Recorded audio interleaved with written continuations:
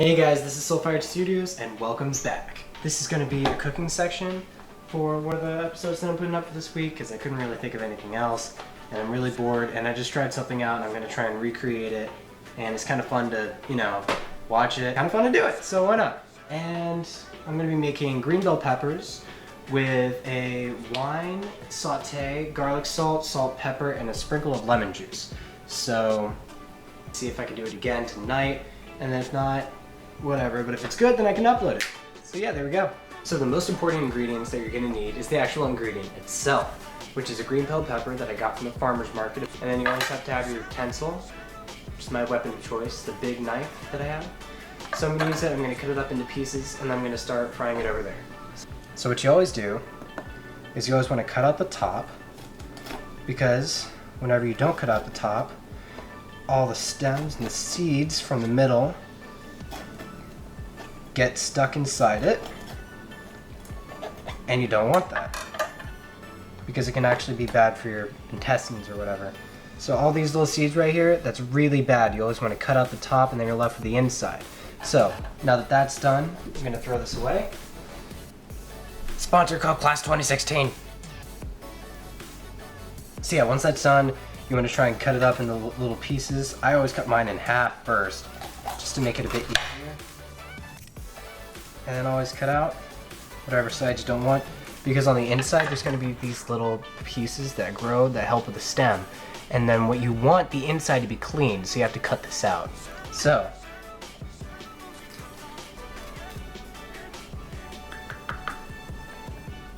and then rinse it out so the seeds can get out.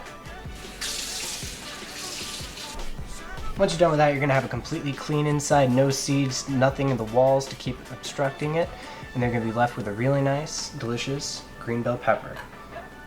Once you get all the seeds out of the way, then you have to also cut this side, because again, here's all the stems and the seeds and all that. So then I'm just going to fast forward through this.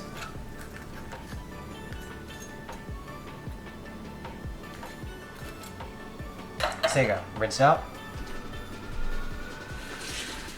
And then once that's done, you're going to be left with two pieces of green bell pepper. They have the insides cut out, so it's fine, and all the seeds gone, so it's good to eat.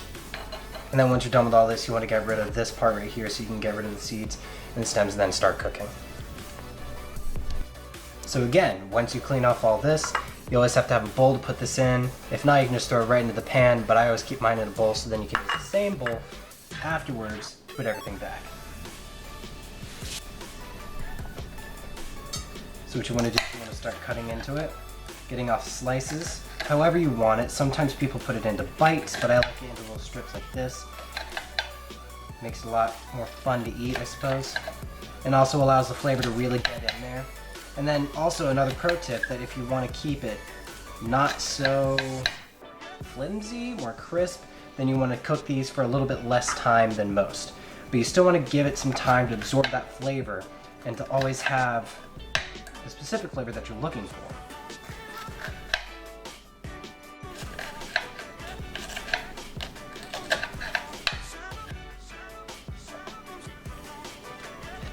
There you go.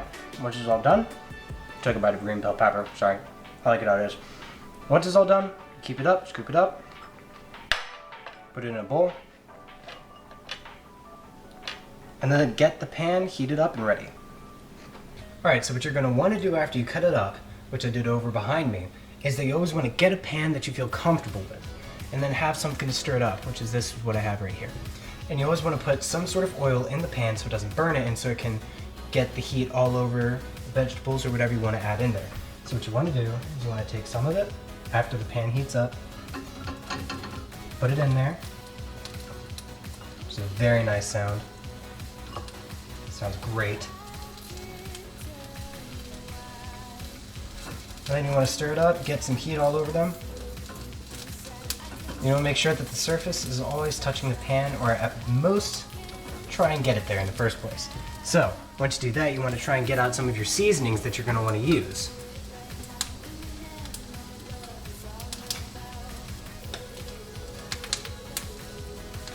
So you're going to want to try and get some of the seasoning that you want to use, which I'm going to use garlic salt, lemon, salt and pepper, and then some wine to add a little bit of a kicker.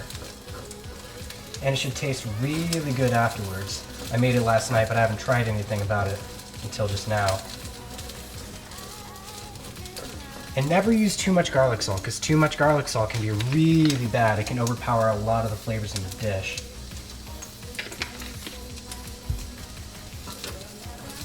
Very conservative with how much you put in there, because depending on the seasoning that you want to be most prominent, then you add that and make that the main part of the flavors that you want in your dish.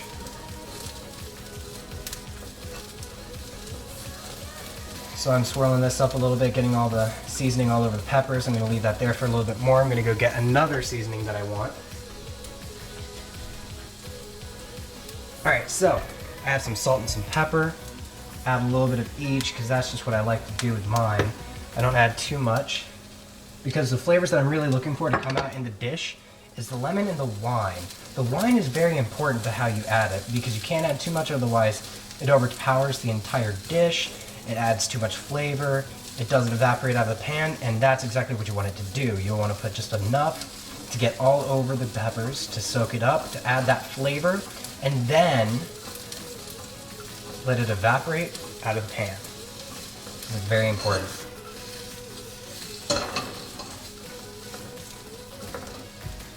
Always add that as the last part though, because you want to add a little bit of lemon juice. That's what I'm doing.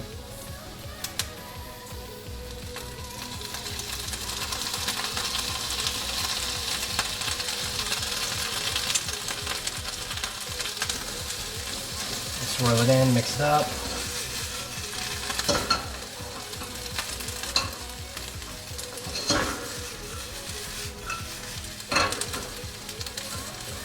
I accidentally got one of the seeds in there, but if you do, don't worry about it. It just kind of adds a little bit more of this flavor. And then, mix it up. Because you don't want it to burn. Now if you leave it on one side for too long, then it's going to start burning.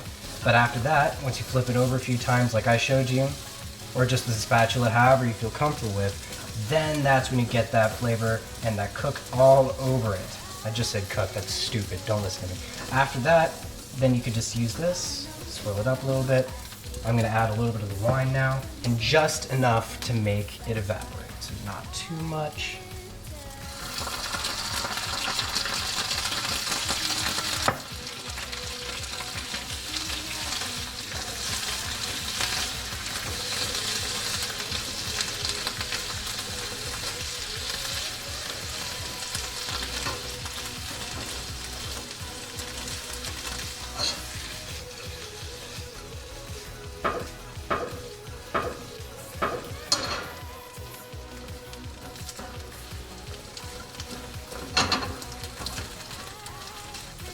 And then if you think your dish is good, you can always flavor it with a fork.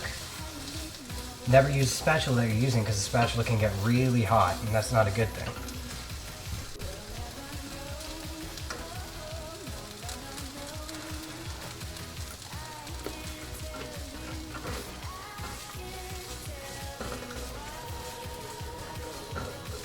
You could use a little bit more salt. So that's why you always don't put too much in, because once you put too much in, then you can't take it out. So add a little bit of what you want, not too much, because again, otherwise it'll overpower the dish. Mix it up a little bit, and then when you're ready, you can pour it right back into the bowl that you had it from before. And then you got yourself a really nicely cooked appetizer, or dinner, depending on what you want. This is an appetizer for me. I'm going to cook something afterwards, which I'm not going to film because I don't know how it's going to turn out just yet. But thank you guys for watching. It's been really fun doing this for you guys. I might do it again sometime with a different dish, but this is all that I have for right now. And if you guys excuse me, I'm going to enjoy some nicely cooked bell peppers. I'll see you guys back in a little bit. This is my video for the week. Bye guys.